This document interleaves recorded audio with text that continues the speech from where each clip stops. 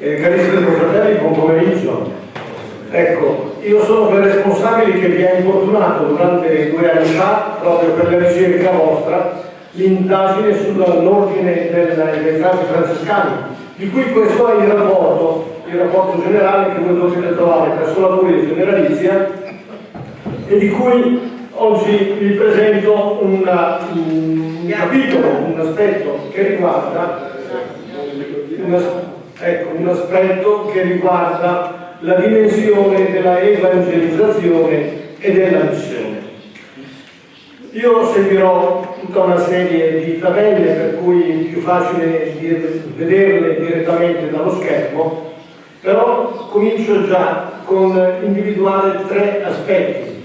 Anzitutto abbiamo individuato una condizione di carattere fenomenologico, cioè la situazione dell'ordine oggi nella parte delle sue attività prevalenti.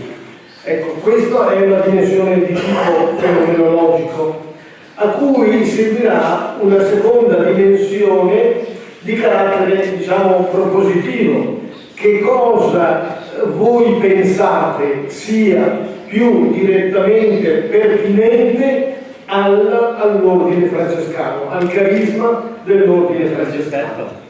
E terzo elemento sarà quello riferito agli strumenti, ai mezzi che in questa prospettiva vengono considerati utili per lo sviluppo della evangelizzazione e della missione. Per fare queste domande ci siamo serviti anche di una commissione paritetica della vostra Curia Generalizia che ci orientava nel precisare alcuni aspetti rispetto ad altri. Voi tutti avete ricevuto, diciamo, forse l'invito di partecipare a questa ricerca. In ogni caso abbiamo fatto un'analisi di carattere sociologico ricavando un campione di 1400 risposte dal 14.000 confratelli che voi siete.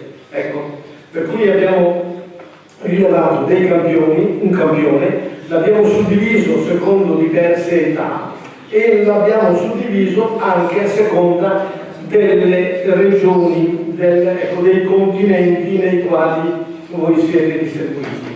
Adesso io vi presento il ricavato di queste tabelle e i risultati che vi aiuteranno ad avere una visione globale di questi risultati ottenuti dalle vostre risposte, perché queste sono le risposte che sono state fatte direttamente da confratelli che sono stati intervistati.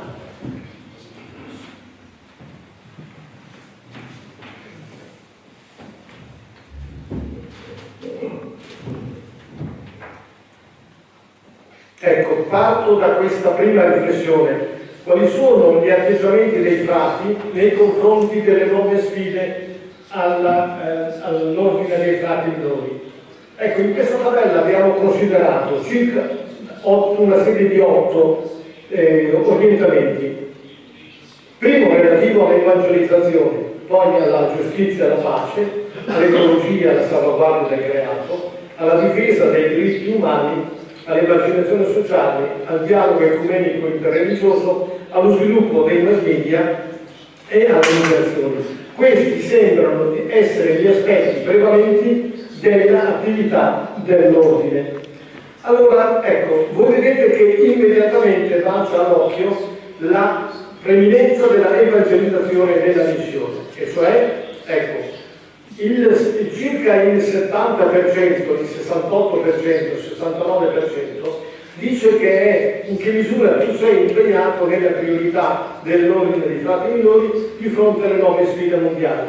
Queste le nuove sfide mondiali, questa è, direi, la maggior parte delle attività della evangelizzazione e della missione che sono state considerate dai confratelli. Quindi la maggior parte si concentra attorno a questo orientamento. Mentre, ecco, poco o per nulla circa un 25% sono i confratelli che poco si interessano della evangelizzazione e della missione. Ecco allora che voi vedete come tutta l'ordine sia prevalentemente orientato a questo primo obiettivo, che è l'obiettivo fondamentale dell'ordine in se stesso. Secondo, passiamo oltre. Ora vediamo, ecco, quali sono le attività principali in cui i frati sono attualmente impegnati. Ecco allora che questa è una situazione di fatto. Attualmente i frati sono occupati in questa serie di attività. Primo, nella pastorale parrocchiale e nella predicazione. Ecco, il 50% dei frati è occupato in questo tipo di attività, pastorale, parrocchiale e predicazione. Poi voi vedete come dal 50% dei frati impegnati, ecco che si scende con 30 punti di distacco, si arriva a circa appunto un 20% di confratelli che sono impegnati nei servizi sociali, con i poveri, con i malati, con gli anziani. Ecco, un 21% è dedicato alla predicazione e alla direzione spirituale, un 19% è dedicato alla pastorale giovanile e vocazionale. Quindi voi vedete come sono, direi, orientati gli indirizzi dell'attività apostolica dell'ordine. Un terzo gruppo di dimensioni e di attività nelle quali sono impegnati, ecco, nella pastorale educativa, nelle scuole e nei collegi, sono impegnati circa un 15% di confratelli. La pastorale dei santuari un 12%, un 12,4%, nei servizi amministrativi dell'ordine un 11%, nelle missioni al popolo un 10%. Ora, ecco, noi abbiamo una grande porzione, tutta la predicazione, una parte ridotta a un quinto in questa dimensione, poi seguono altri tipi di attività, che potrebbero essere queste le nuove forme di iniziative che possono essere orientate nell'attività dell'ordine. E quindi, ecco, si arriva ad un meno del 10% alla collaborazione nell'associazionismo laicale, alle nuove forme di evangelizzazione, nell'ambito artistico-culturale, ci sono 7%, ecco, nella pubblicistica e nei mass media, ecco che vi è circa un 6% che è dedicato a questo tipo di attività. Un'ultima dimensione povera, poca, scarsa, è proprio quella dedicata al volontariato. Volontariato di scambi internazionali sono, circa un 1% del tipo operativo. Ecco allora, concludo, grande attività nella predicazione, grande azione nella pastorale di direzione spirituale, pastorale giovanile, successivamente nella pastorale dei santuari, nelle scuole e collegi, e poi ultime queste forme. Le piccole percentuali, le percentuali dell'8-7% non sono trascurabili, perché potrebbero anche essere delle nuove iniziative o di confratelli che si orientano in nuovi campi di apostolato. Allora, se adesso vediamo un po' la suddivisione dei diversi settori, ecco, che abbiamo ripreso dalla pastorale parrocchiale, voi vedete, ecco, come nella pastorale, ecco qui le percentuali così suddivise del 38-36%, dove la prevalenza di coloro che sono dedicati alla pastorale parrocchiale sono fino ai 45 anni, dai 46 ai 65 anni, cioè la maggior parte di giovani e di persone mature che sono nell'attività apostolica. Nei servizi sociali e nei poveri, voi vedete che sono prevalentemente dedicati degli anziani, il 31%. Da tenere conto che questo, perché dico prevalente? Perché queste sono le medie dei singoli gruppi e questo 31% è superiore al 25%, dove, ecco, questa è la media degli anziani, ritrovano essi stessi lo spazio della loro attività. la predicazione della direzione spirituale è prevalente tra gli adulti e gli anziani, la pastorale giovanile è prevalente tra i giovani, la pastorale educativa delle scuole è prevalente nel fascia giovanile, come pure anche le missioni al ecco. In questa suddivisione abbiamo poi distribuito secondo i gruppi dell'Europa orientale, Europa occidentale, America del Nord, America centro-sud, Africa e Medio Oriente, l'Asia Pacifico, le diverse prevalenze. Ecco che allora voi vedete che nella pastorale parrocchiale prevalente nell'America del centro-sud e un pochino nell'Africa, mentre i servizi sociali verso i poveri nell'America del Nord e nell'Asia e nel Pacifico, la parte relativa alla predicazione nell'Europa occidentale, la pastorale giovanile e vocazionale nell'Europa orientale e poi nell'America del centro-sud e nell'Africa medio orientale. Quindi possiamo procedere? Altri tipi di attività. Questa è la serie del fenomeno, la situazione come si viene a configurare. Adesso, quali sono i desideri che hanno espresso i confratelli dell'ordine? Che cosa vorrebbero fare? Oggi quali sono quelle che sono considerate più appropriate al carisma francescano?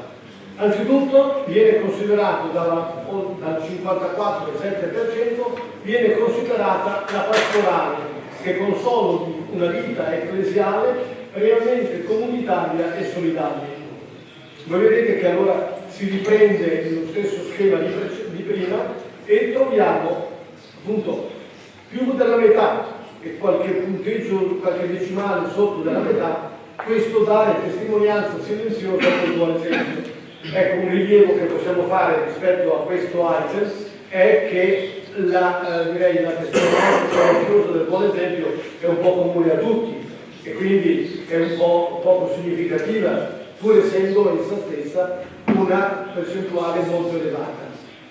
Mentre è rilevante questo tipo di impegno che si ritiene importante per l'ordine, quello di promuovere forme di impegno per la giustizia, la pace, la salvaguardia del creato, rilevato dal 34 da un terzo dei confratelli, così pure lavorare per i poveri, i drogati, i malati, gli alcolizzati, eccetera, lavorare per i poveri con il 32,9%, e fare vita comune con i poveri, che è un 24%. Voi vedete allora che vi è una buona fetta, un terzo di confratelli, che pensano che sarebbe proprio pertinente al carisma francescano questo impegno della giustizia, la pace e questo tipo di attività per i poveri e con i poveri. Ugualmente un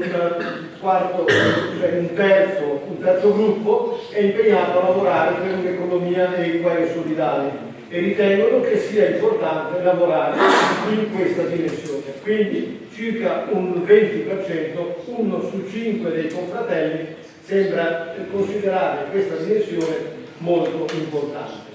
Vi è ancora, vi sono delle iniziative che sottolineano qualche aspetto, direi, speciale, che si distacca un pochino dai precedenti, come quello di fare vita eremitica, di avere delle esperienze contemplative. 1 su 7, un 14-15%, si è espresso che sarebbe pertinente della vita francescana quello di fare vita eremitica, avere delle esperienze contemplative. Oppure, promuovere forme di partecipazione politica, sociale e culturale, circa un 12%. Qui è importante sottolineare una doppia dimensione. Voi vedete che queste due iniziative, lavorare per i poveri e lavorare con i poveri, sono due tipi di iniziative di carattere diretto con il contatto della carità, del servizio della carità. Mentre questo, promuovere forme di partecipazione politica, sociale e culturale, è anch'essa un'attività di carattere sociale, però una forma di carattere indiretto, cioè indirettamente qui non si incontrano i poveri, Qui si incontra la partecipazione del sociale, del politico, così da trasformare le strutture. Ecco, in questa dimensione vi è un circa 10-12% di confratelli che ritengono importante.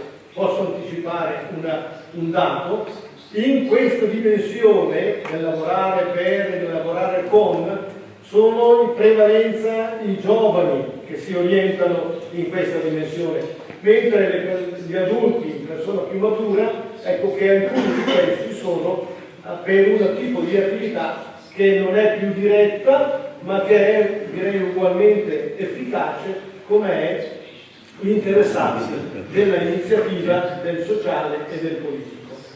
Ugualmente, ecco, lavorare tra gli immigrati e poi un 3% tornare a fare i mendicanti per le strade. Ecco, questo sarebbe, direi, la desiderio ritenuto pertinente al carisma francescano, l'ordine dei frati minori, quello del ritornare a fare i mendicanti. Adesso ecco, vediamo queste diverse attività. Vedete, fare vita eremitica e contemplativa è un po', direi, legato anche ai giovani. Cioè il 45% dei giovani fino ai 40 anni hanno espresso questo tipo di scelta. Fare la vita comune con i poveri, ecco, qui è ancora il 47%, il lavorare con i poveri, ecco, vedete, lavorare per e lavorare con, ecco, successivamente il lavoro con gli immigrati, ecco,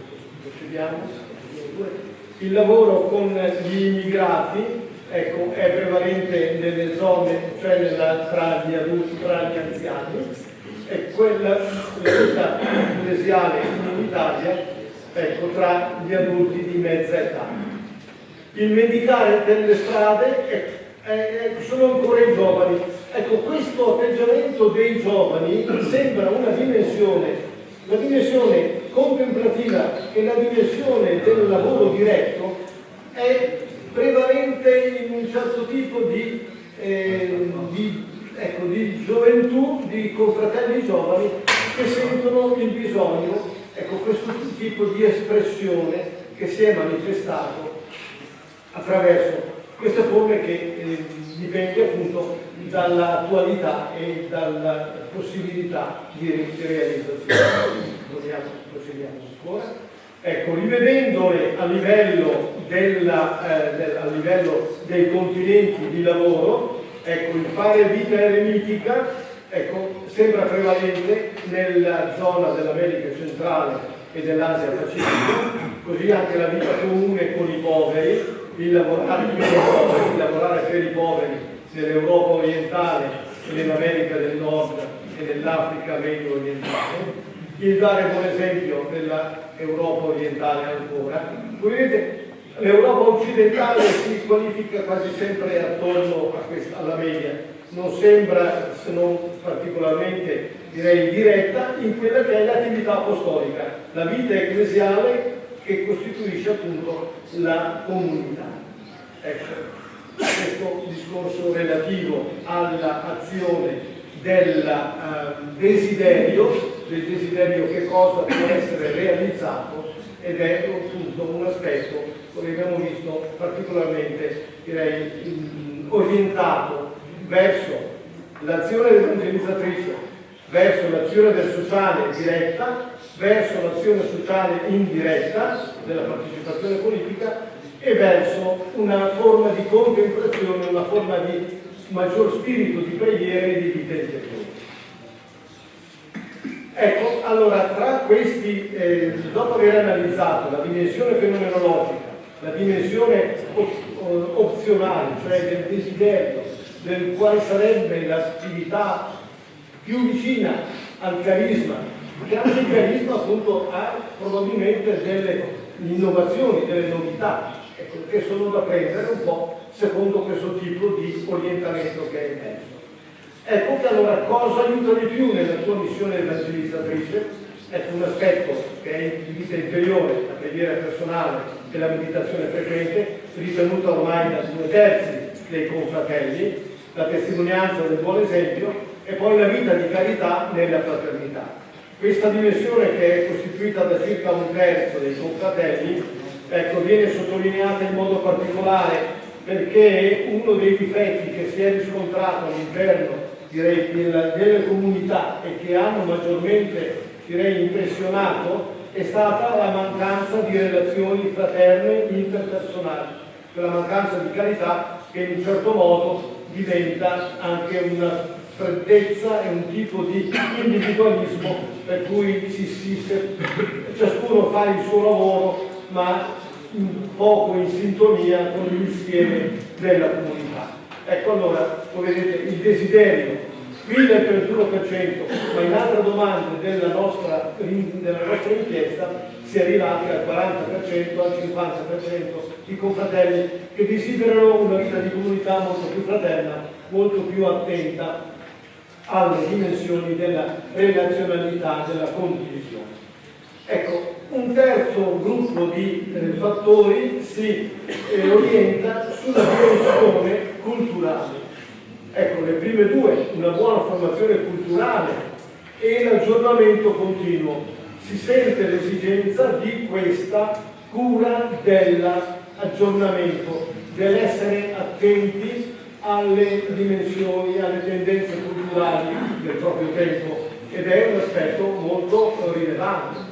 Lo dico questo perché in altre domande, in altre risposte si ha una certa riluttanza, una certa difficoltà ad assumere la dimensione culturale come una dimensione specifica dell'ordine, mentre mi pare che in questo aspetto rilevato dai confratelli, ecco, si sente e si conferma l'esigenza di un costante aggiornamento rispetto alla tendenza della società moderna e delle sue tendenze. Ecco, incontrare la gente là dove vive, circa un quarto di confratelli, si rifà ancora a quell'altra domanda precedente in cui si diceva, ecco, che è importante il contatto diretto, viene preferito il contatto diretto al contatto indiretto, cioè alla pura tendenza sulla propria attività. Poi, ecco, collaborare con la Chiesa locale, condividere la missione con i laici, ravvivare la coscienza di sentirmi inviato dalla fraternità e prendersi cura degli ultimi. Ecco, questi sono elementi che in un certo modo diventano, direi, stimolo e potrebbero essere, direi, rafforzativi delle tendenze che abbiamo rivelato prima. Ecco, qui passiamo velocemente perché appunto ci manca il tempo. Ecco, che cosa desiderano cambiare? Quali sono i desideri? Che cosa desiderano cambiare e che cosa desiderano migliorare? Desiderano migliorare la preparazione dei formatori. Voi vedete la convergenza di più della metà dei confratelli. E poi, come dicevo prima, un più esplicito impegno per uno stile di vita più semplice e più solidario. Per cui, ecco, questa tensione alla ricerca di una maggior fraternità nella comunità. La cura, poi, anche qui vedete come le percentuali sono molto alte, direi arrivano fino alla metà, 45%, 41%, la cura della formazione permanente, la cura della formazione iniziale, l'impegno per l'evangelizzazione. E poi, ecco, che cosa c'è da migliorare? C'è da migliorare l'accompagnamento dei frati giovani nel loro pieno inserimento fraterno, ecco, i giovani nel loro inserimento nella comunità, che molte volte proprio se la comunità è frammentata o è individualistica, ecco che i confratelli si trovano, i giovani confratelli si trovano isolati e se ne vanno anche più facilmente, direi, escono dall'ordine con più facilità. Quindi la cura pastorale delle vocazioni, ecco allora tutto questo settore dell'accompagnamento dei frati giovani, della cura pastorale delle vocazioni è un aspetto anch'esso che va potenziato e anche diretto in un'attività più specifica. e ancora rimane molto vivo la più diretta immersione nella vita dei poveri, degli immaginati. Vedete che sono delle dimensioni che si ripetono e che si ripetono con percentuali di diverso genere. Poi la qualificazione del personale, un più diretto impegno per l'ecologia, la giustizia e la pace, una maggior cura per i frati anziani e ammalati. Ecco, questa tendenza, questo desiderio è stato un desiderio molto sottolineato, soprattutto nel rendersi l'ordine, nell'avviarsi l'ordine verso una età media più elevata, ecco che si sente l'esigenza anche dei piccoli, dei più deboli, il miglioramento della comunicazione tra il centro e la periferia e poi problemi di tipo economico. Passiamo oltre ancora. Ecco, a quali attività nuove potrebbero rivolgersi? Ecco, voi vedete che migliorare la qualità fraterna delle relazioni in fraternità, approfondire la qualità della vita spirituale e personale, vedete sempre le percentuali molto alte, trovare nuove forme di presenza nella società di oggi, cioè si sente il desiderio di cercare nuove forme per essere presenti, è un desiderio che viene, direi, offerto, che viene progettato sul nuovo capitolo generale. E poi rivitalizzare la dimensione missionaria, un 26%, così approfondire la conoscenza di San Francesco e della spiritualità francescana. Sviluppare la dimensione contemplativa dell'ordine, voi vedete che vi sono sempre delle ripetizioni che tornano costantemente, sono delle costanti che riguardano un po', ecco, i filoni più rilevanti dell'ordine verso cui camminare. Integrare la nostra attività con i laici francescani ben formati, lasciare i grandi conventi e costituire piccole comunità, presenza sul territorio, e poi qualcuno ancora un 10% procedere a un'indicazione delle province. Ci avviamo verso la conclusione, ecco, con alcuni elementi. Le tendenze culturali portano ad una forma di ecumenismo e di interculturalità. Ecco, abbiamo percepito alcune sensibilità che sono molto elevate. Convivere insieme ad altre culture è ritenuto un valore che arricchisce me e la fraternità in cui vivo. Lo vedete, circa il 70% condivide questa idea. Così pure il pluralismo culturale dell'ordine è uno stimolo per la creazione di nuove forme di evangelizzazione. Voi vedete allora questa forte tendenza alla valorizzazione della interculturalità e alla disponibilità per questa interculturalità. Così pure anche questi sono relativi alla dimensione interculturale ed ecumenica, ecco, che sono tutti aspetti molto positivi nell'ordine.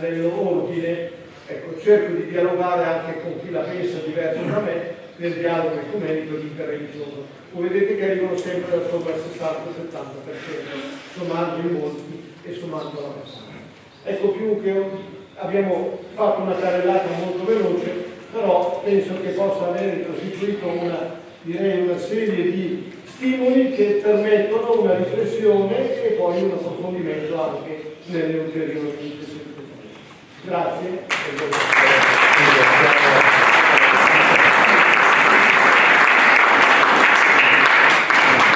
Ringraziamo da Renato che scusa un po' il mio ruolo, quello di chiamare all'ordine del tempo, ma darci, di dirci che cosa è il mondo, secondo lui desidera da noi frati. E lo ringrazio anche perché lui, come avete visto, qua dall'inizio del convegno non rimarrà per darci una mano anche in altri ambiti, quindi è una presenza costante e utile per noi. Grazie di cuore. Grazie.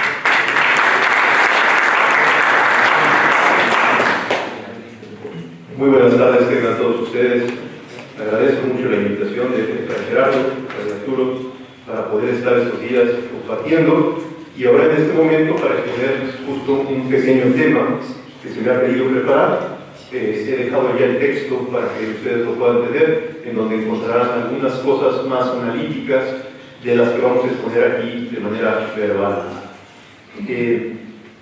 La exposición que he preparado se basa principalmente en una revisión documental que toma en cuenta la encuesta que acabamos de ver en la pantalla algún estudio ya interpretando la encuesta que me hicieron en favor de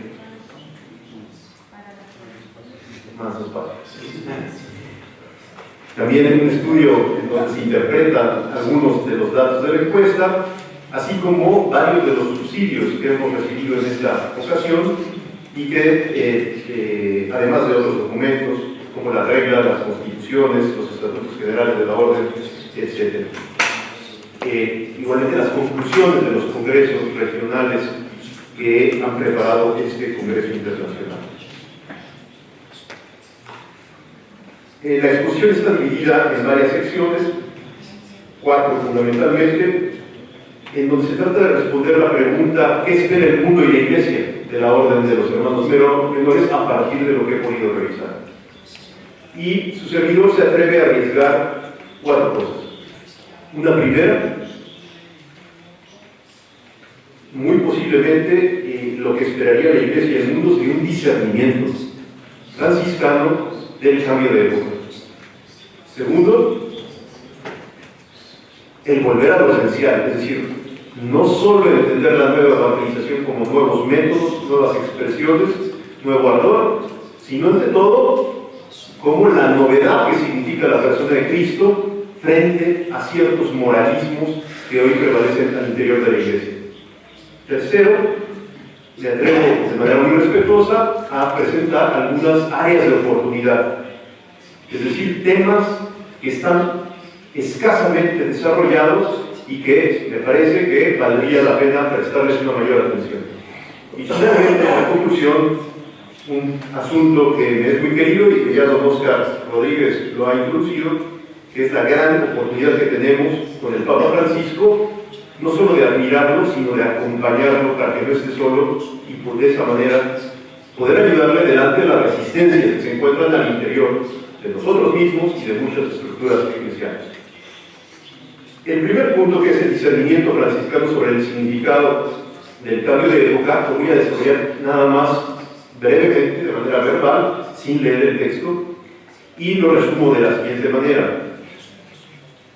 Del año 1970 al año 2005 apareció una abundante literatura en la teoría de la arquitectura, en la sociología, en la filosofía, también en la teología, sobre el debate modernidad-posmodernidad, a veces usando estos términos o algunos otros similares. En algunos de los documentos que ustedes han desarrollado a lo largo de los años, también aparece de repente como la conciencia de que estamos en un nuevo momento epocal y que a veces denominamos posmodernidad. Sin embargo, una mirada atenta al debate modernidad-posmodernidad, sobre todo a partir del año 2005, ha permitido que pensadores de muy distintas escuelas comiencen a coincidir en un nuevo diagnóstico, que consiste en reconocer que la postmodernidad resultó menos post de lo que se esperaba. O dicho de otra manera, ten cuidado qué enemigo pretendes combatir, porque te terminarás pareciendo a él. Hoy vemos cómo al interior de la postmodernidad, aún en algunas de sus versiones más exóticas, más disidentes, más rupturistas, se recae en los antiguos problemas que la modernidad, en sus peores expresiones, de repente nos ofreció, por ejemplo, hacia la mitad del siglo XX. Habiendo hecho este comentario, que puede sonar meramente intelectualoide o académico, recuperamos un texto de Balthasar en el volumen dedicado a los estilos laicales de su obra Gloria, en donde él, de una manera paralela también a otro texto de Eloy Leclerc, en esta famosa obra sobre la experiencia de Dios en San Francisco, ambos reconocen que justamente la experiencia de la pobreza que ha vivido Francisco y la Orden de los Hermanos Menores abre la razón de una manera especial para ser obediente a la realidad más allá de ideologías. En otras palabras, más allá de debates teóricos entre pensadores, hay una novedad de originalidad al momento de ingresar por propia voluntad y por gracia de Dios a la experiencia de vida en pobreza, que permite mirar el mundo con una simpatía original, con una alegría, reconociendo a Dios presente en todos, y esto permite un nuevo discernimiento. Cuando uno no discierne desde una perspectiva en donde se reconozca principalmente la positividad que hay en la realidad, aún en medio del dolor, muy fácilmente uno cae en el juego justamente de la polémica, tal y como está montada, tal vez por distintas ideologías y reduccionismo. Por eso, el primer apartado, que ustedes luego lo verán con más calma en el texto, está dedicado principalmente al tema, a la invitación de que la experiencia franciscana permite, en mi opinión, o podría permitir, un nuevo discernimiento por parte de la Iglesia y para la sociedad que fuera más pertinente que las polarizaciones conservador-liberal, moderno-posmoderno, derecha e izquierda, a las que algunos de repente nos acostumbran. Para los traductores voy a leer ahora sí a partir de la página 5, el inciso 2. ¿Qué podemos esperar los cristianos que no tenemos la gracia de pertenecer a la experiencia franciscana respecto de la orden? Me parece que un segundo posible aporte se encuentra en el ámbito del redescubrimiento de lo esencial cristiano, la esencialidad que Francisco tantas veces anunció y que hoy es necesario también recuperar. Las nuevas formas de vida y misión de los hermanos menores comienzan a ser un signo visible de una nueva creatividad de la caridad. Sin embargo, es importante nunca dar por supuesto aquello que se anuncia. Me llamó poderosamente la atención como al inicio del documento Porta Fidei, para inaugurar el año de la fe, Benedicto XVI señalaba esto que está en la pantalla. Sucede hoy con frecuencia que los cristianos se preocupan mucho por las consecuencias sociales, culturales y políticas de su compromiso, al mismo tiempo que siguen considerando la fe como un presupuesto obvio de la vida común.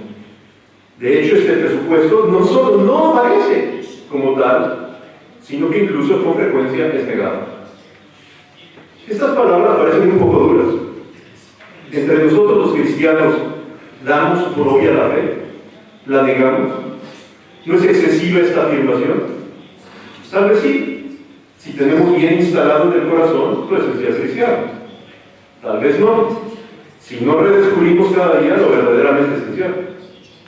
La necesidad de redescubrir cotidianamente lo esencial es paralela no solo a nuestra conversión, sino a la novedad que es preciso introducir en nuestro ser y en nuestro quehacer evangelizador. Si la novedad no viene de lo esencial cristiano, vendrá del marketing, del proyecto comunicacional, de la planeación estratégica, es decir, de un dinamismo tal vez legítimo humanamente, pero sin originalidad y especificidad propia del Evangelio. Cuando lo esencial cristiano es recuperado todos los días, es posible una apertura a la realidad sin prejuicios y sin compromiso reaccionario. Una apertura más allá de toda ideología que nos permita decir con vigor algo como lo que está aquí en la pantalla. Me voy a atrever a hacer esta cita, es una cita larga, pero muy potente, del documento de Aparecida. Parágrafo número 11. La Iglesia está llamada a repensar profundamente y con fidelidad y audacia su misión en las nuevas circunstancias mundiales. No puede replegarse frente a quienes solo ven confusión, peligros y amenazas, o de quienes pretenden cubrir la variedad y complejidad de situaciones con una capa de ideologismos gastados o de agresiones irresponsables. Se trata de confirmar, renovar y revitalizar la novedad del Evangelio arraigada en nuestra historia, desde un encuentro personal y comunitario con Jesucristo, que suscite discípulos y misioneros. Ello no depende tanto de grandes programas y estructuras, sino de hombres nuevos que encarnen dicha tradición y novedad. como discípulos de Jesucristo y misioneros de su reino, protagonistas de vida nueva para un mundo que quiere reconocerse con la luz y la fuerza del Espíritu. No resistiría a los embates del tiempo una fe católica reducida a bagaje, a elenco de algunas normas y prohibiciones, a prácticas de devoción fragmentadas, a adhesiones selectivas y parciales de las verdades de la fe, a una participación ocasional en algunos sacramentos, a la repetición de principios doctrinales, a moralismos blandos o crispados que no convierten la vida de los bautizados. Nuestra mayor amenaza es el gris pragmatismo de la vida cotidiana de la Iglesia, en el cual aparentemente todo procede con normalidad, pero en realidad la fe se va desgastando y degenerando en mezquindad. A todos nos toca recomenzar desde Cristo, reconociendo que no se comienza a ser cristiano por una decisión ética o una gran idea, sino por el encuentro con un acontecimiento, con una persona que da un nuevo horizonte a la vida y con ello una orientación decisiva. Me disculpo por la larga cita que aparecida. Como ustedes se podrán imaginar, este texto fue concebido justo por un obispo, el arzobispo de Buenos Aires. De alguna manera, estos dos párrafos sintetizan su visión y su diagnóstico sobre la Iglesia del mundo actual, y creo que también eso incluye a la orden de los hermanos menores. En algunos de los documentos preparatorios de este Congreso Internacional aparecen signos de ciertas tensiones entre estructura y carisma, entre vida conventual y misión, entre contemplación, fraternidad e itinerancia. Este tipo de tensión me parece muy explicable en la vida de una comunidad de vida consagrada, como la de los hermanos menores. Supongo que lo importante es que ninguno de estos elementos devore al otro, sino que todos coexistan en simultáneo, de manera explícita, en cada hermano y en cada fraternidad. Sin embargo, a la par de estas tensiones, se reconoce que existen ciertas inercias, un cierto tradicionalismo y una falta de creatividad misionera en algunos espacios y ambientes. Por una parte, se declara la necesidad de la novedad y por otra, se diagnostica un cierto anquilosamiento. Estos y otros problemas, como los relacionados con la vida afectiva, tienen diversas explicaciones multicausales en un primer nivel de análisis. Sin embargo, cuando se exploran hasta el fondo, podemos observar que el núcleo profundo de todos ellos reside en la necesidad que todos tenemos de verificar, como Tomás el apóstol, que la resurrección no es una mera metáfora. Todos tenemos necesidad de reconocer, aunque usemos las palabras más diversas, cuánto te necesito, oh Cristo. El comenzar un camino nuevo desde esta perspectiva no puede hacerse sino desde Cristo. Eso quiere decir que la planeación, la actividad, la reforma de ciertas estructuras nunca es lo decisivo. Lo más importante es desinstalarnos de nuestra comodidad, de nuestra vanidad y de nuestra arrogancia y permitir que la presencia viva de Jesús nos desafíe y nos renueve. En el texto que hemos leído aparece el célebre pasaje de Deus Caritas Est, número 1, sobre la importancia de no reducir el cristianismo a un conjunto de valores para la vida moral. Esta reducción moralista puede hacerse desde el conservadurismo o desde el liberalismo. En ambos mundos, la tentación de suprimir la verificación de la experiencia cristiana por una afirmación puramente ética, humanista y formalista se da con frecuencia y es sumamente sutil y destructiva.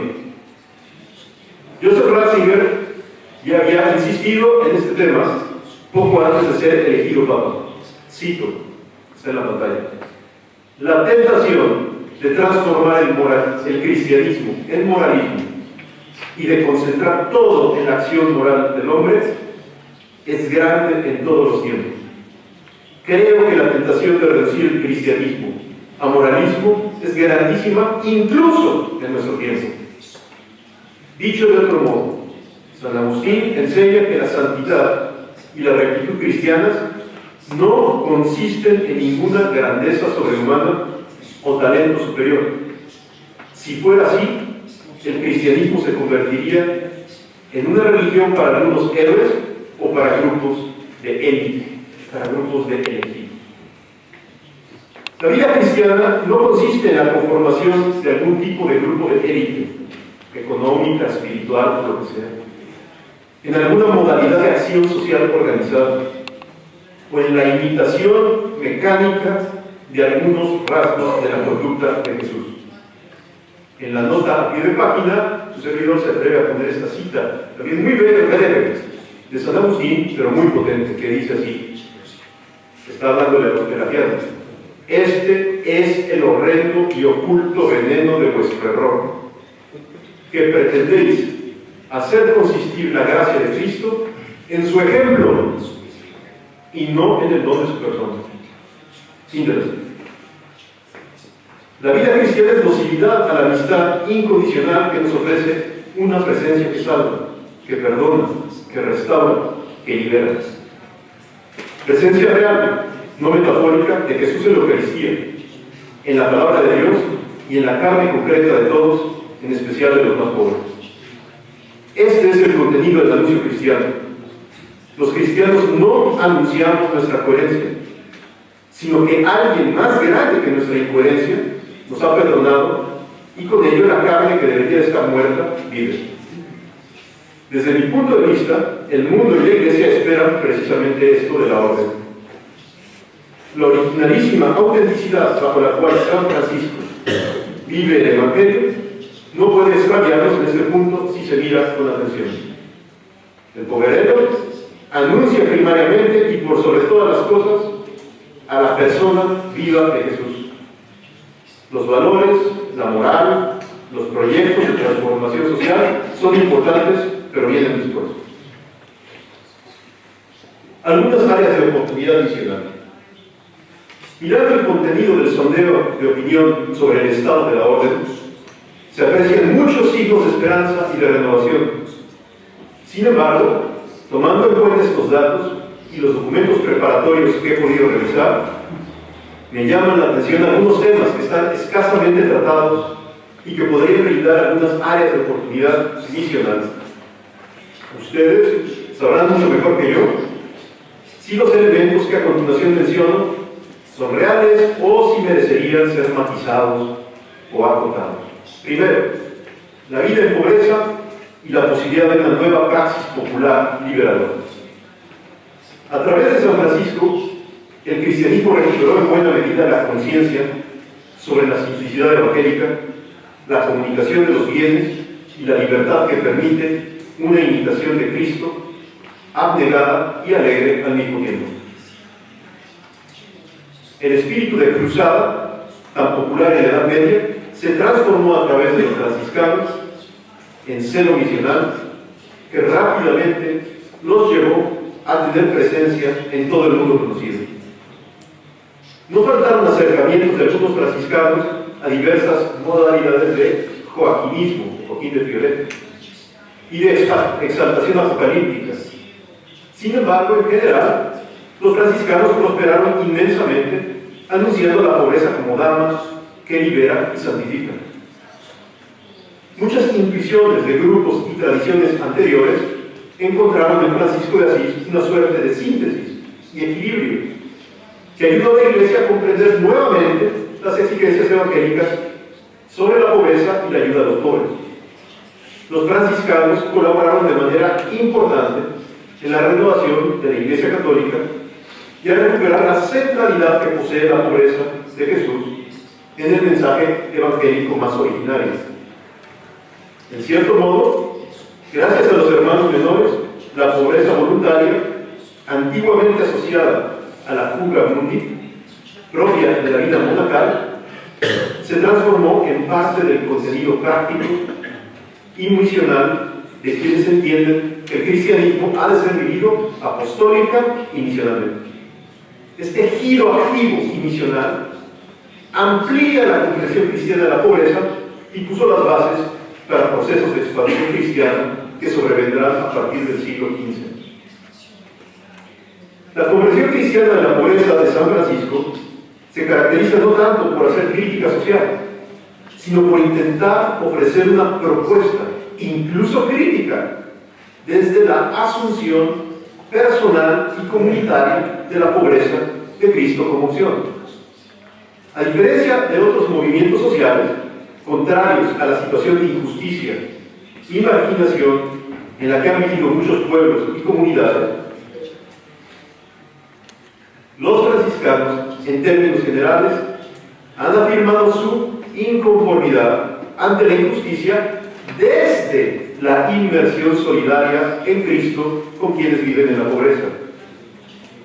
Que el factor primario para comprender la pobreza sea la imitación de Jesús no hace que el elemento crítico deba perder trascendencia social real.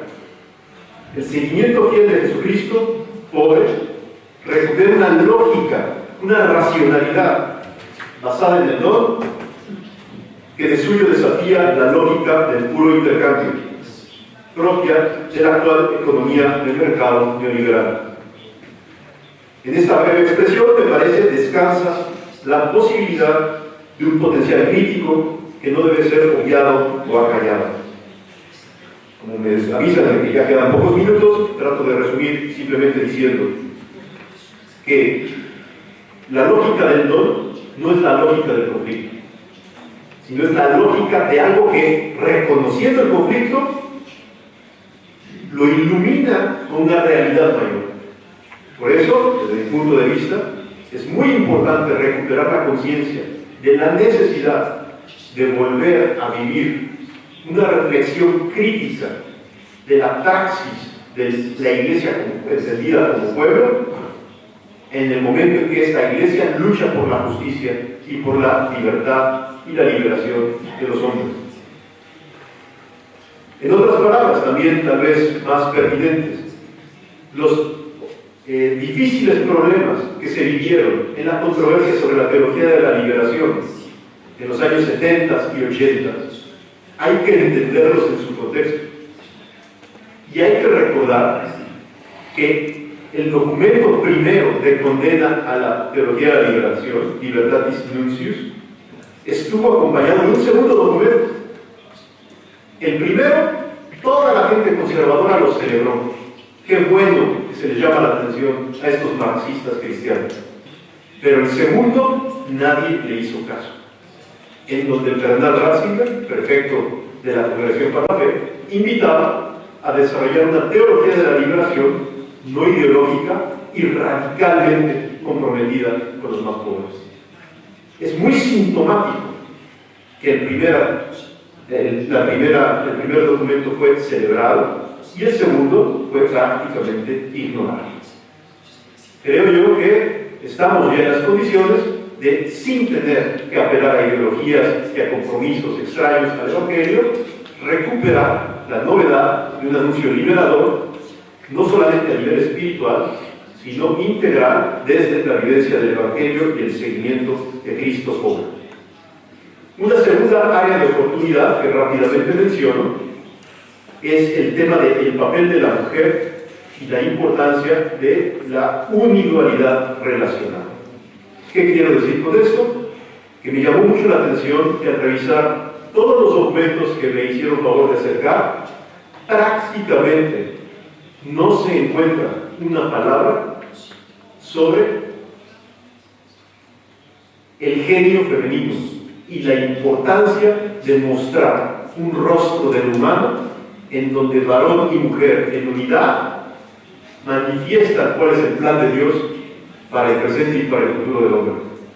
En el texto ustedes encontrarán algunas reflexiones que me atrevo a hacer sobre Francisco y su vida, y cómo desde la fundación de los franciscanos la interrelación con Clara no es una mera situación accidental, sino que él acoge a Clara, Clara lo acoge a él, respetando su especificidad y de esta manera anunciando que es necesario repensar la propia identidad en la unidad de los dos.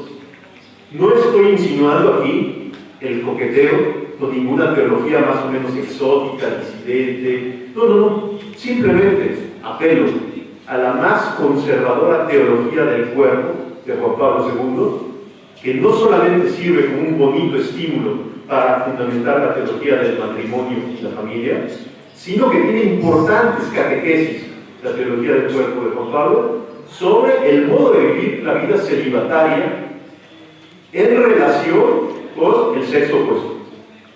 Relación recíproca y complementaria. A mí me parece que sin necesidad de meternos en debates y problemas que a lo mejor podrían resultar un poco odiosos, bastaría con recuperar la conciencia de la importancia y la centralidad del papel de la mujer en la sociedad y en la iglesia para que nuestra iglesia fuera muy diferente. Muy diferente. Sigue existiendo al interior de nuestras comunidades una actitud fundamentalmente machista, en donde la mujer es la hermanita, chiquita, ¿no? Que me ayuda en algunas cositas secundarias, pero el mero soy yo, porque soy varón. Esa idea no es conforme al Evangelio, no es conforme a la ley natural, no es conforme al magisterio de la Iglesia y no responde al desafío cultural del presente. Que este tema esté ausente, me parece que valdría la pena considerarlo de alguna manera. En el papel encontrarán más cosas. Y ya finalmente, el papel de los fieles laicos y el problema del clericalismo. También al revisar los documentos, congresos previos a este congreso internacional, aparece un deseo muy fuerte de renovar el modo como los fieles laicos colaboramos con las distintas obras y actividades evangelizadoras y misionales de la orden. Sin embargo, para un laico a lo mejor externo, como servidor, es muy sorprendente que la relación con los fieles laicos principalmente se plantea como personas a las que hay que invitar a la experiencia que están viviendo ustedes como consagrados, que colaboran con las actividades evangelizadoras e intraeclesiales de ustedes como consagrados. La vocación de los fieles laicos la vocación propia y específica de los fieles laicos no consiste en trabajar en actividades intraeclesiales. La vocación propia y específica de los fieles laicos es transformar el mundo según Cristo. Si colaboramos en actividades intraeclesiales, en el servicio al altar, en alguna plática de catequesis, cantando en el coro o lo que sea, es de manera subsidiaria y es valioso en la medida en que estas actividades no eclipsen nuestra vocación específica. Por eso algo que seguramente espera la Iglesia de la Orden es que a los laicos los eduquen como laicos, con vocación secular. El laico se santifica en la banqueta, en el mercado, en el sindicato, en la familia, en el movimiento popular, en el partido político, en el gobierno. Ese es el lugar de nuestra santificación. En la medida en que los consagrados nos ayuden a tener esa conciencia, a través de la Tercera Orden y otras muchas iniciativas, se cumplirá una sana colaboración entre laicos y consagrados.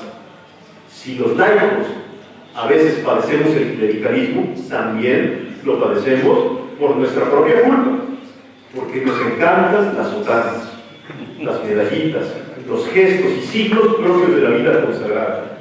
Y lo importante para un laico es oler a calle, a mercado, a ambiente secular, no imitar formas propias de la vida religiosa que son muy dignas, pero que no corresponden a nuestra identidad propia y específica.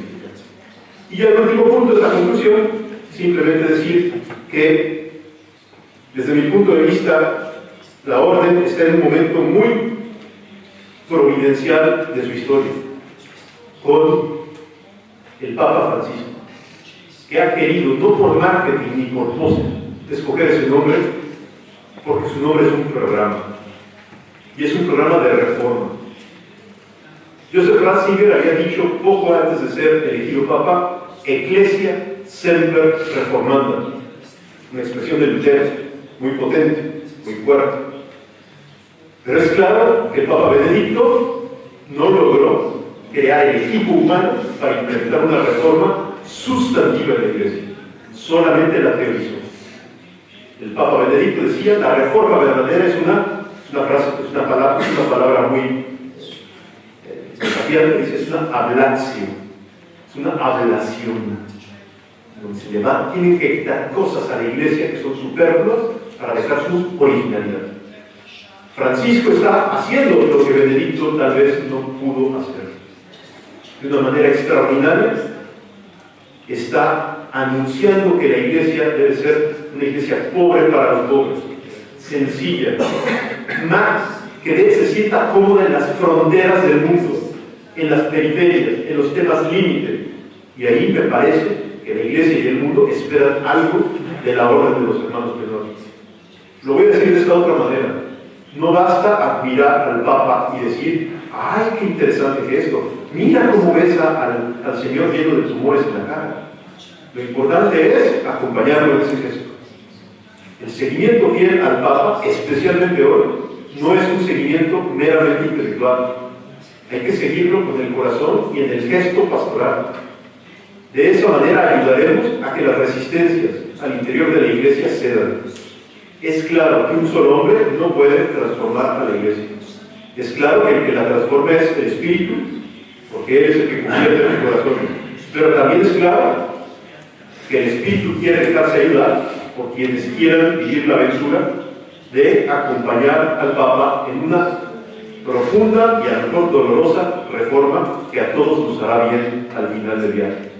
Porque esa reforma nos permitirá, a pesar de nuestras muchas heridas y pecados, volver a ofrecer una propuesta alegre y esperanzada para las nuevas generaciones, especialmente para los más jóvenes, que hoy más que nunca quisieran quemar su vida en algo, pero no encuentran en el cristianismo una alternativa así excitante, comprometida y de radical que los entusiasme y los llene de alegría.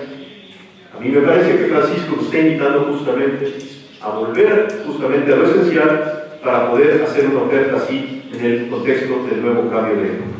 Muchísimas gracias.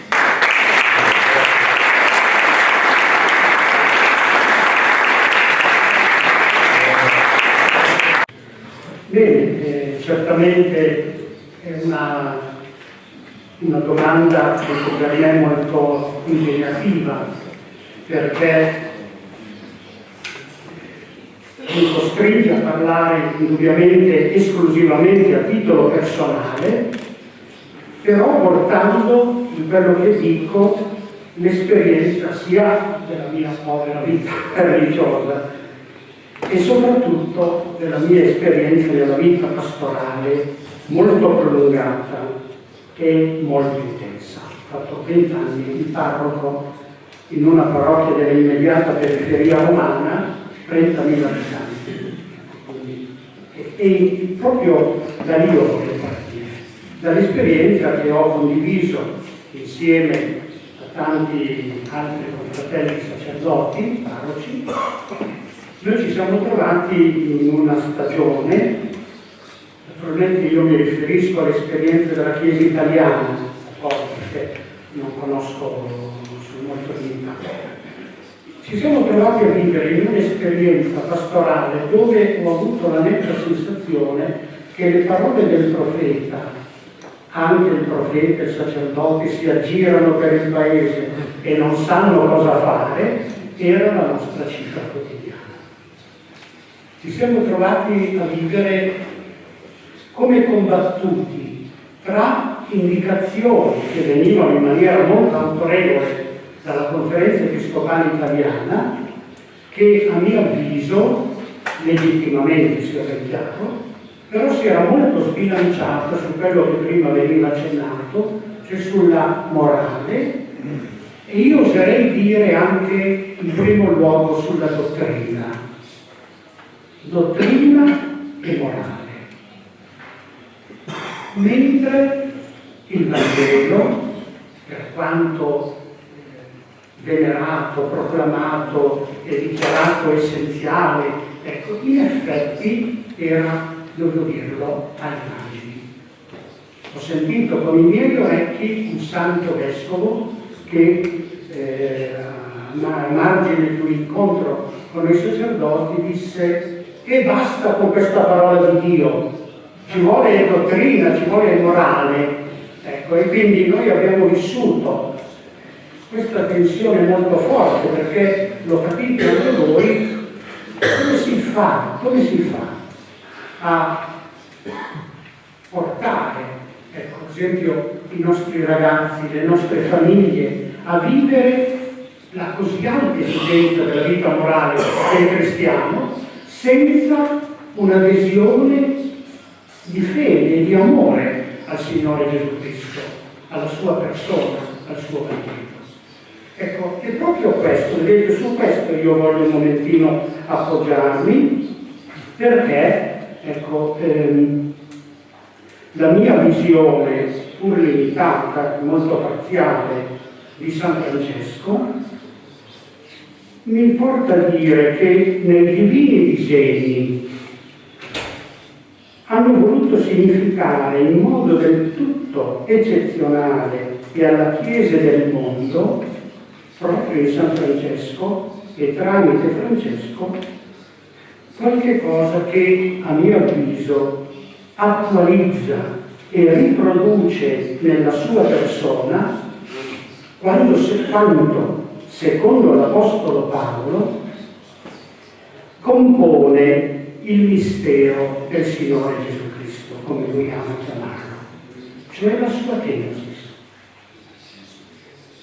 Stando a Filippesi 2, 5, 11, ossia, questa kenosis del Signore è consistita nella spoliazione della sua consistenza divina, nello svuotamento di sé, nella sua umiliazione, nel suo abbassamento terra a terra, come indica il termine humilitas, la terra. Nell'assunzione della sostanza umana, ossia la carne, ovvero la debolezza, nell'obbedienza al Padre, usque ad mortem autem crucis. San Francesco poi ha declinato, a mio avviso, la kenosis di Cristo e l'ha come condensata, cristallizzata nella povertà. La sapienza divina ha collocato Francesco in un preciso contesto storico, culturale e religioso, come un grande segno del Figlio di Dio umiliato e reso a tutti riconoscibile proprio in Francesco e nelle piaghe su di lui impresse, le quali mostrano a tutti la via e la porta di accesso alla gioia perenne che, come perfetta letizia, è anticipata già quaggiù. A mio avviso, cari fratelli, la vostra missione evangelizzatrice nella Chiesa e nel mondo è quella di tenere viva, percorrendola, la via umilitatis, che è quella del Signore, che è quella di Francesco, che voi chiamate giustamente Padre. Si tratta di un'attività di evangelizzazione che fa parlare la vita più che la lingua, e che a mio avviso consiste essenzialmente nella testimonianza della vostra fraternità e della stabile condizione nella minorità. Quando parlo di fraternità non mi riferisco ad un dato sociologico, ad uno sforzo della volontà per andare d'accordo tra di noi, o come dicono a Roma, non volemo se bene. La fraternità, al contrario, discende dal dato cristologico che abbiamo appena ricordato, ossia Gesù, prendendo la nostra carne, è diventato nostro consanguineo e in tutta verità lo possiamo chiamare, come lui stesso del resto fa con noi, fratello. Del resto Gesù ha concepito la sua comunità come una comunione di fratelli, tra i quali, paradossalmente, primeggiano nelle sue intenzioni quanti istintivamente noi riteniamo ultimi. In essa è bandita ogni volontà di dominio, di potenza, di possesso sull'altro. Così Francesco ha voluto, a mio avviso, i suoi frati. Ai suoi insegnamenti, dati con la vita e quindi con la parola, occorre a mio avviso rifarsi di continuo, in quanto di continuo cercano di prevalere spinte disgregatrici della fraternità. E qui a mio avviso si colloca il prezioso lavoro della valutazione vocazionale iniziale e anche di quella che noi chiamiamo, io direi, educazione più che formazione, che è un'opera proprio dello spirito, una formazione. Ecco, l'educazione. La fraternità, infatti io non riesco ad esempio a concepire chi riveste il sale di Francesco in atteggiamenti di arroganza, di giudizio, di chiusura, di irrigidimento. La fraternità francescana inoltre vi autorizza a mettervi a fianco di tutti, senza eccezioni o preclusioni di sorta, così come Francesco considerava fratelli coloro che erano visti come nemici mortali. Vado verso la fine. Anche la minorità discende dal dato cristologico sopra accennato, nel quale si dice letteralmente che il Signore divenne un tapino. In italiano è proprio questo verbo umiliare in greco vuol dire che divenne un tapino, cioè una cosa proprio insignificante, l'ultimo. Mettendosi, questo è il punto, a livello dei tanti tapini che di conseguenza vi si affollano intorno, non accanto, non sopra, ma a livello dei tanti e miserabili tapini. Così è in Francesco, il quale si è messo a livello dei poveri, degli esclusi, dei peccatori. Quindi, a mio avviso, non in primo luogo l'aiuto materiale da dispensare, quello certo, ma in primo luogo imparare a mettersi al pari di Gesù e di Francesco nella condizione permanente nella quale si trovano gli umili.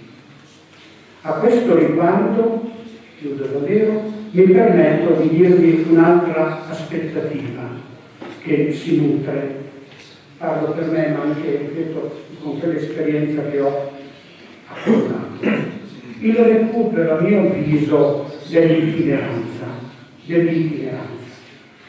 Slegati come siete da regole claustrali, potete davvero letteralmente mettervi a camminare con gli uomini nostri fratelli, stando sempre con i minores, che non sono soltanto i poveri, i malati, i drogati, gli emigrati. I poveri, i minori sono tutti gli uomini, che sono tenuti in situazioni di minorità, direbbe l'Apostolo Paolo, dal potere delle tenebre, dal dominio del male. Penso in questo, ad esempio, alle sterminate periferie della città di Roma. Quando io ho cominciato il mio servizio, la chiesa era inondata da baracche. Quindi queste sterminate anonime periferie del mondo, anche della città di Roma, dove non si vede quasi nessuno, dove non gira quasi nessuno.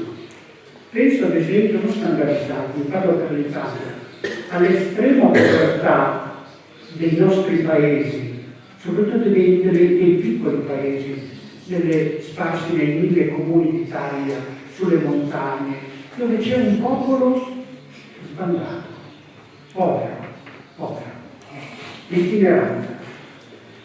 In questo modo aiutate la Chiesa e il mondo ad ascoltare e a leggere la bellezza del Vangelo della e nella vostra vita di frati minori.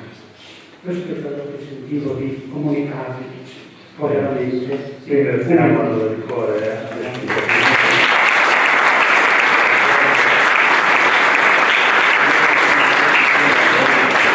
Togliamo adesso l'ultimo intervento.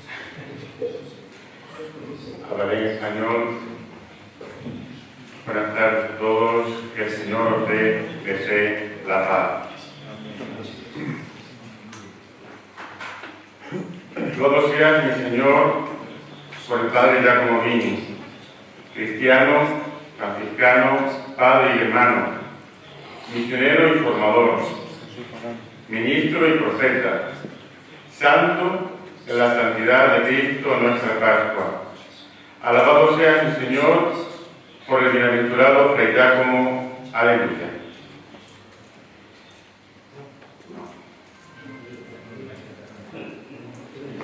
Quisiera empezar manifestando un sincero gracias por la invitación a participar en este congreso, hecho que profundiza el camino de colaboración cordial que en estos 5 años hemos desarrollado entre la Secretaría General de Formación y Estudios, la Secretaría General de Misión y Evangelización, que nos ha llevado a crecer profundizando en la necesidad de avanzar juntos en una iluminación recíproca de la animación, de la formación y la misión, para orientarnos en una evangelización más formada y formativa y al mismo tiempo en una formación más misionera y evangélica. En el anexo, todo lo que se meterá en internet, tiene una reflexión más amplia sobre el tema formar para la misión a partir de la ratio Formaciones Franciscanas, que es fruto de la colaboración que hemos venido madurando en estos últimos años entre las dos secretarías, convencidos de que es importante seguir trabajando en esta línea de colaboración en la orden, precisamente para vivir en fidelidad a nuestra vocación y misión ante los retos y desafíos que se nos presentan en el siglo XXI. Ahora, en esta breve intervención, me concentraré en 10 puntos y un sueño que desde la formación interpela a la misión y que la misión reclama de la formación, para responder al tema del día. La nueva evangelización interpela a la orden. Quisiera subrayar que cuando diré, no pretendo decirles qué es lo que tienen que hacer ustedes, como animadores de la misión evangelizadora. Se trata más bien de ofrecer núcleos en los que trabajar juntos, ustedes y nosotros, ustedes como misioneros y evangelizadores y nosotros como formadores, para seguir caminando como portadores del Evangelio en una dinámica de escucha a Dios, a la Iglesia, a los frailes, a los hombres y mujeres, a nuestros hermanos. Quizás pueden parecer obvias o demasiado simples, pero se las ofrecemos con la convicción profunda de que son acciones que intentan responder a los desafíos actuales, ante los cuales creemos que solo es válida una respuesta de trabajo, de colaboración fraterna y creativa entre la evangelización misionera y la formación en la aula. Primera, dejarse evangelizar para evangelizar. El Evangelio es buena noticia que nos cambia, y nos cambia de por vida. Por eso nos lleva toda la vida dejarnos evangelizar. Dejarnos evangelizar es condición imprescindible para poder evangelizar. Evangelizarnos nos sitúa como discípulos y misioneros. Segundo, dejarse formar. La formación persigue la configuración total con Cristo, algo que requiere transformar todo lo que somos durante toda la vida. Formarnos permanentemente es condición para poder activar con honestidad la formación inicial. Asumir vitalmente la formación permanente como algo cotidiano en nuestros hermanos y nuestras fraternidades es todavía un trabajo que tiene que alcanzar el corazón y la vida. Quizá ha alcanzado la cabeza, pero tiene que llegar al corazón. Tercero, formar para la misión evangelizadora. La orden franciscana no se autoalimenta con la formación. La razón de ser de la orden es evangelizar. Por eso la formación no puede estar orientada a poder cubrir las necesidades de personal de nuestras casas, pastorales, misiones o provincias. Nuestra formación tiene que tener como objetivo prioritario la misión como eje vertebrador de las prioridades. La formación tiene que alentar y suscitar, acompañar y sostener el corazón misionero de cada hermano y de toda fraternidad. Cuarto, la misión para la formación. La misión evangelizadora tiene una importante labor formativa, tanto a nivel de formación permanente como inicial. Las experiencias evangelizadoras y misioneras han de servir de catalizador vocacional de nuestra respuesta al Señor, pues nos evalúan en cuanto a la calidad evangélica de nuestra vida. La evangelización real nos interpela en nuestra realidad personal y fraterna, y esto es sano y necesario para animar en nosotros una orden franciscana en salida, en una iglesia en salida misionera. Quinto, una misión formada. La misión evangelizadora tiene que estar dentro de un proyecto de vida que incluya una programación de formación permanente que, más allá del ayornamiento pastoral, sea una auténtica dinámica de conversión evangélica, desde la experiencia real de evangelizarnos y evangelizar, en nuestro aquí y ahora, personal y fraterno, eclesial y social. La debilidad de algunos caminos evangelizadores y de no pocas iniciativas misioneras está en la carencia de una adecuada formación permanente e inicial, que acompañe procesos personales y fraternos de los evangelizadores y misioneros a nivel personal y comunitario. Sexto, una formación en misión. La formación tiene que estar ensayando continuamente aquello que intenta transmitir. La asimilación de un carisma tiene que ser una transmisión real de nuestra identidad. La misión evangelizadora tiene que ser experimentada realmente, tanto en la formación permanente e inicial, porque es parte irrenunciable de nuestra vocación. La formación ha de crear una cultura simultánea de conversión hacia adentro y de anuncio hacia afuera, simultánea, porque no hay configuración con Cristo sin compartir la alegría del Evangelio que profesamos como vida y regla.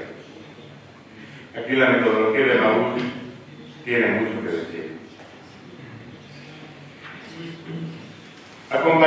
Séptimo, acompañar formativamente procesos de evangelización en 3 espacios. La persona, superando una exaltación de la autonomía en una sólida madurez creyente y libre. En la fraternidad, educando a colaborar, a trabajar en equipos, a compartir vida y misión. En la Iglesia, generando una cultura real de comunión para ser testimonios vivos de comunión. Octavo, acompañar formativamente procesos de evangelización a 3 niveles: humano, cristiano y franciscano. Humano, humanizando nuestra formación y misión, promoviendo el desarrollo de todo hombre y de todo el hombre desde una inversión evangélica.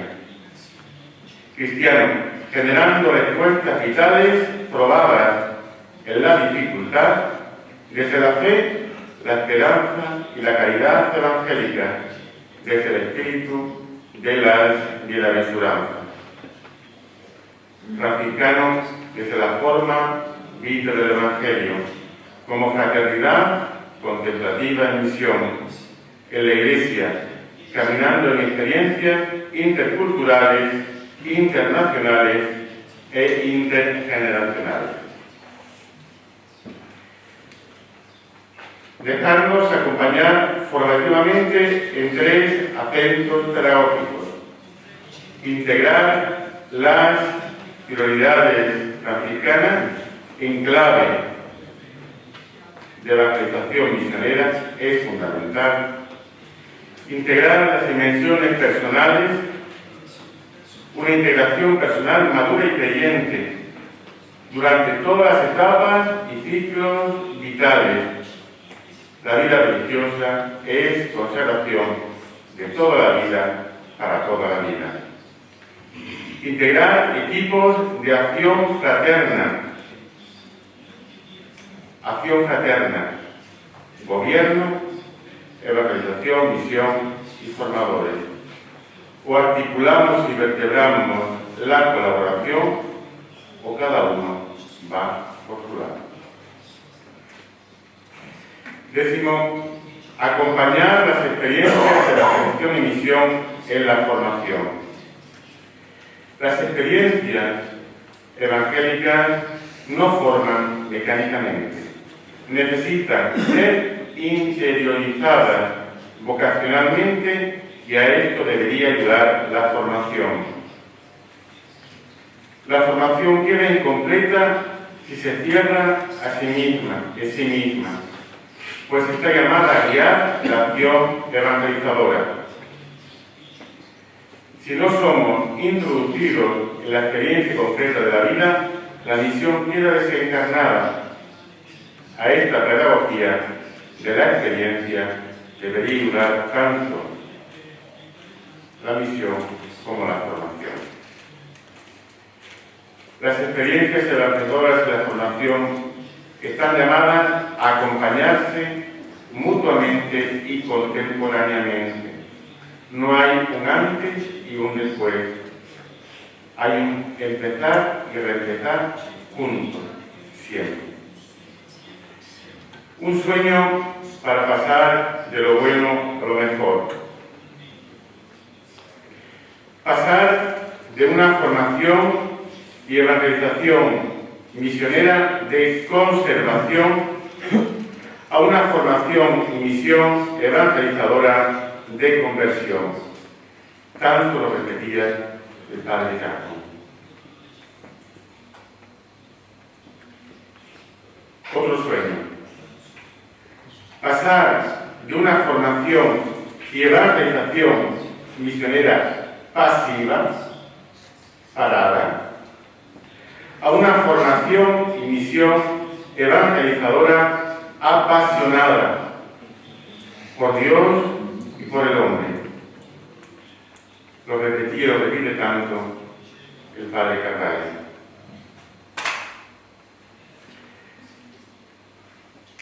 Otro sueño.